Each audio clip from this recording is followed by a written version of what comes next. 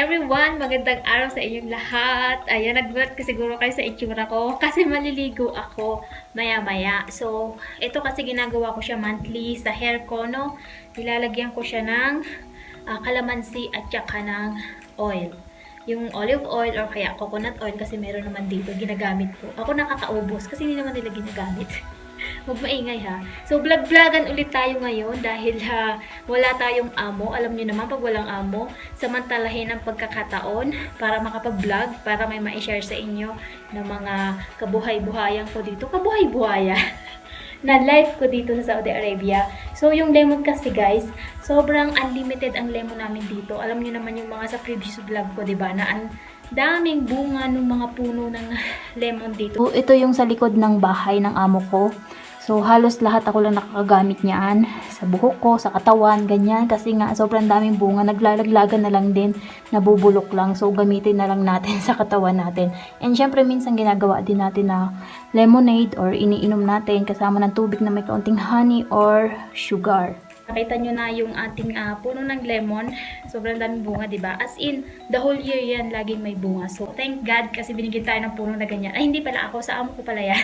And so, i-share ko lang sa inyo na kahit sa bahay lang kayo guys nagtatrabaho, kahit mga katulong lang tayo, kahit housemate tayo, kahit domestic helper tayo, kadama po, ano man tawag nyo dyan, huwag nyo papabayaan yung sarili nyo dahil walang ibang mag-aalaga nyan kung hindi kayo.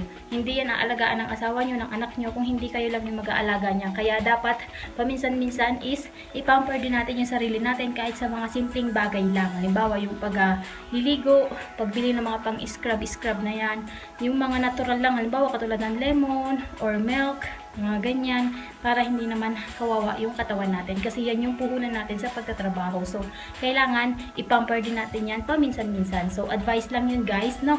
So, nag-exercise din paminsan-minsan, ganyan. Ang dami ko na namang sinabi. About sweldo nga pala tong vlog na to. Ay siya, sige na, maliligo muna ako ha. Maya-maya share ko yan sa inyo. And bibigyan ko rin kayo ng mga tips para ma-inspire kayo, para mag-vlog na rin kayo, at mag-share ng mga interesting videos. So, informative, anything na alam nating makakatulong sa ating kapwa. Before, libangan ko lang tong YouTube dahil sobrang homesick ako, ganyan. And walang nakakausap. So, nag-YouTube ako and then, pinagkakakitaan ko na rin siya ngayon kahit pakunti-kunti lang. Yung pakunti-kunti na yan, para sa akin is malaking tulong na yan. Lalo na, at single mama ko, nagpapatayo din ako ng bahay. So, kahit kaunting patak lang yan ng mga dollars is sobrang nakakatulong talaga yan sa akin. So, thank you so much sa inyo sa panonood sa aking videos at hindi pag-skip ng ads. At sa pag-subscribe sa mga bagong subscriber, thank you so much at sa pag-like nyo. So, maliligo na talaga ako and maya-maya, bibigyan ko kayo ng mga tips pa na iba para naman ma-inspire kayo lalo. So, see you in a bit of minutes.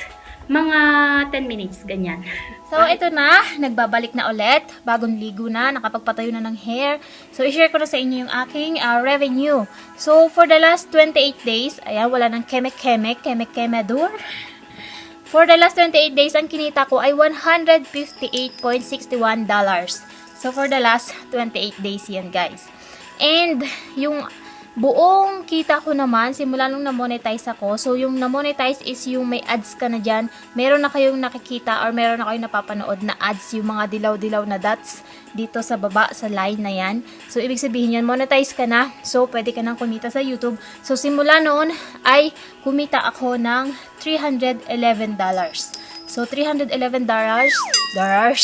So, $311, pag tinimes mo yan sa ating peso, malaki na rin yan, malaking tulong na yan. So, yan ay gagamitin ko, iniipon ko yan dahil ibibili natin yan ng bintana ng ating pinapagawang bahay. Meron akong 10 windows doon sa pinapagawa kong bahay. So, yaang pera na yan, siguro makakabili na tayo ng 4 hanggang 5 bintana. So, thank you so much sa inyong lahat dahil yun sa inyo kaya lumaki ng ganyan yung ating kinikita. So, paano nga ba kumita dito sa YouTube? So, hindi yan dahil maraming comments, maraming likes, maraming dislikes, or mga share na ganyan. So, hindi po yan dyan kaya kami kumikita.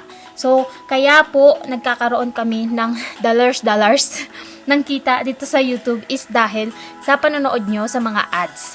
Halimbawa, hindi nyo in-skip and then minsan nag-click pa kayo doon or doon mismo nag-shop kayo or bumili kayo doon sa napanood nyo na ads. Diyan po, meron kaming nakukuha. So, depende yan sa dami ng nanood ng ads or ng mga hindi nag-skip ng ads. So, minsan, meron ako dito mga videos na yung mga malalaki ang kita. Ibig sabihin nun, marami siyang hindi in-skip na ads yung mga nanood sa mga video na yon.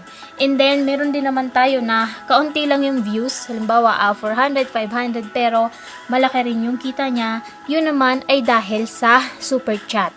So, yung super chat naman ay makikita nyo sa mga live stream, sa mga premieres. Halimbawa, meron akong premiere na video or nag-live ako and then may makikita kayo na $ sa comment section. Minsan, may mga friends tayo na mababait, napaka-generous na nagdo-donate or nagbibigay ng dollars habang ikaw ay nagla-live. So, isa din yon sa pwedeng pagkakitaan dito sa YouTube.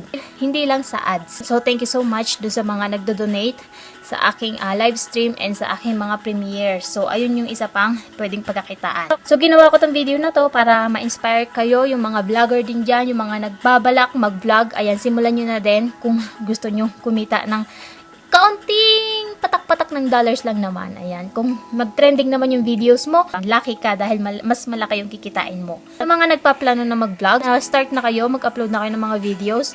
Ang tips ko lang is simulan nyo doon sa mga informative, sa mga educational, sa mga entertaining na mga videos. Ayusin nyo rin yung mga thumbnail kasi yung thumbnail talaga minsan yung nagdadala at saka yung mga title. Kasi sa title pa lang, pag nalaman nila yan, halimbawa yung mga paano, mga magkano, bakit, saan, yung mga ganyang tanong is searchable na tinatawag na talagang hinahanap ng mga tao. So, wag muna kayo mag-vlog na mga about sa buhay nyo, anong kinain nyo, saan kayo pupunta, kasi hindi pa naman tayo ganun kasikat, hindi tayo mga artista na nag-post ka lang na nandito ako sa lugar na to is tambak na yung views niya. Ang dami na agad views kahit wala naman talagang masyadong ganap dun sa kanyang vlog. Pero dahil siya ay artista, kaya ganun. Ang dami niya ng views. Pero tayo na mga small YouTuber lang, magsimula tayo dun sa mga makakatulong sa kapwa natin, yung mga hinahanap ng mga tao, yung mga searchable sa YouTube, yung mga entertainment, yung mga educational, informative,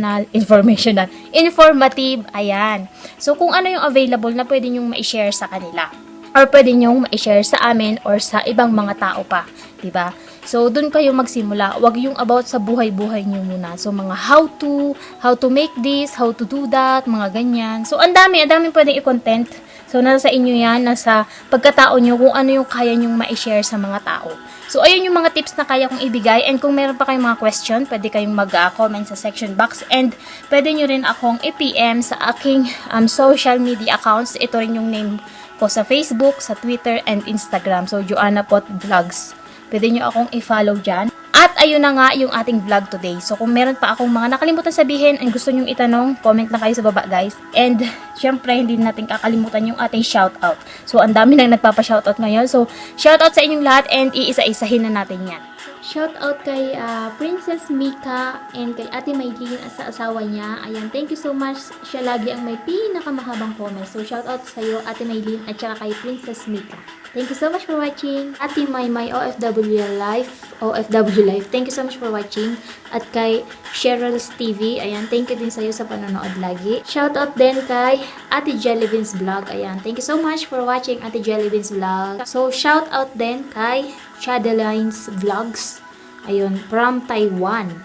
And shoutout din kay Jobon. Ayan, Family Bon of Iriga City. Shoutout sa inyong lahat. And shoutout din kay Yanli the Dreamer Vlogs. Ayun. And shoutout kay Cooking Channel Mary Caballero. Ayun. Shoutout din kay Dylan Cortez.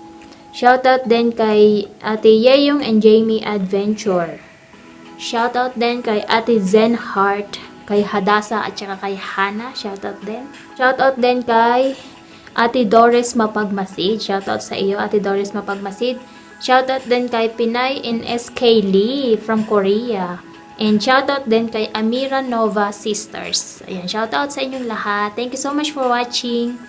And shoutout din kay Rose Ann Flores. Shoutout sa iyo. Shoutout din kay Ate Abby's Happiness. Ayan, thank you so much Ate Abby's Happiness. Isa ding OFW. Shoutout din kay Ate Dals Garcia. Isa ding OFW. Ayan, salamat sa panonood. At Ate Gandang Emmy na dating nandito sa Riyadh, nasa Pinas na siya ngayon. Shoutout sa iyo. And last ay si Tommy Berdera. Ay, maraming salamat po sa panonood. At kung hindi ka pa nakasubscribe, please subscribe to my channel. At pakibigyan naman po ako ng thumbs up, ng like kung nagustuhan nyo ang video na ito. So, see you on my next one. And have a good day everyone. Bye-bye!